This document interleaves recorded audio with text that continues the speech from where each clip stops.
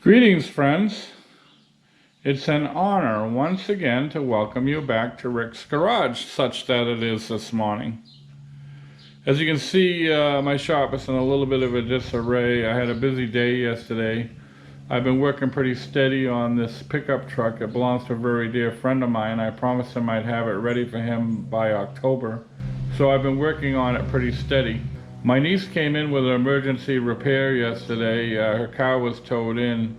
She had worn her brakes right down to the piston. I'm not exaggerating that. I did a little video on that yesterday. So her car is done. It's the next morning here and I'm ready to begin work for the day. I'm going to continue to work on this truck.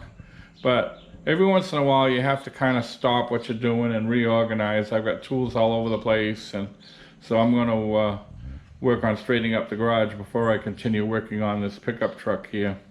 What I wanted to talk to you about today is getting started as a backyard or driveway mechanic. What got me thinking about this is my biggest mentor, the man that taught me most of what I know, just passed away. He taught me far more than I could have possibly learned in any sort of trade school.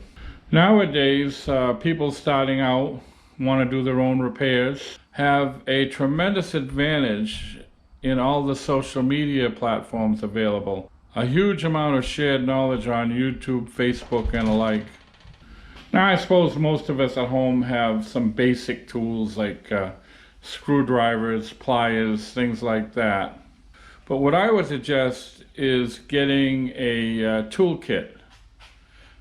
Similar to what you see here, these toolkits can be purchased for less than $200. That's an excellent start. Get yourself a jack. These yellow Daytona jacks can be purchased at Harbor Freight for quite reasonable. Get some nice jack stands and get an inexpensive scan tool. You can buy these usually for 70 or 80 bucks, sometimes even less these days. So that would be a really great start for anyone wishing to do their own repairs. Now is actually a good time of year to start looking around for good buys. This is October. We have November coming up. We have all those Black Friday sales. The toolboxes that you see right in front of you, they usually discount them pretty good at Home Depot. They're a nice toolbox once you get really established into purchasing tools. It'd be nice to have a box similar to that.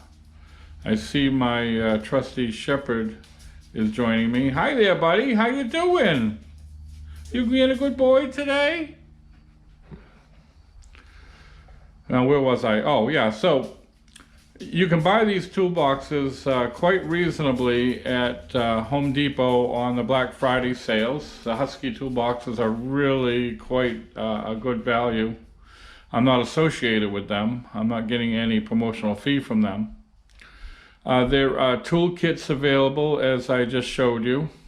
So without a huge investment, you can get yourself some basic tools to get started with. And you've got all that shared knowledge on YouTube.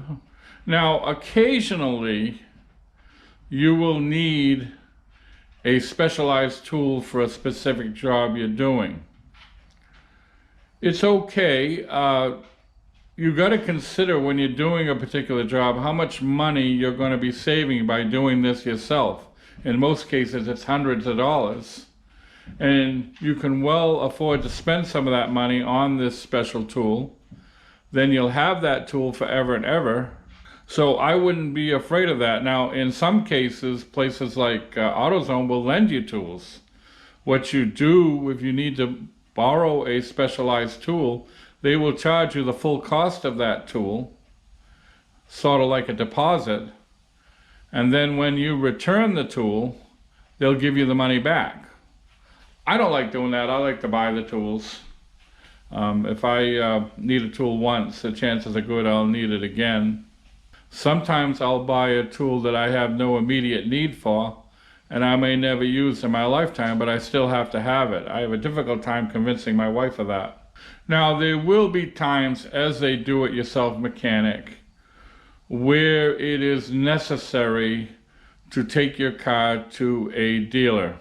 I know most of us would rather face a dentist without anesthetic than take our car to a dealer for repair. What you got to consider is all the money you save by working on the car yourself. Over the year or years, you save thousands of dollars by doing your own repairs. So on the rare occasion that you are stuck and you have to take a car to a dealer, you take that under consideration, all the money that you saved working on the car yourself, and then it don't seem so bad when you have to part with a few bucks at the local dealership. So that's all I've got today, friends. Go out and buy yourself a little toolkit, get started. You'll get all the help you need on YouTube. So I want to thank you once again for watching Rick's Garage. Before I go, I will post 2 videos to your left. Hopefully you'll find them of interest. And to your right will be a picture of my trusty avatar in the form of my German Shepherd. By all means, feel free to click on that should you wish to subscribe. So thanks again for watching, and we hope to see you all again very, very soon.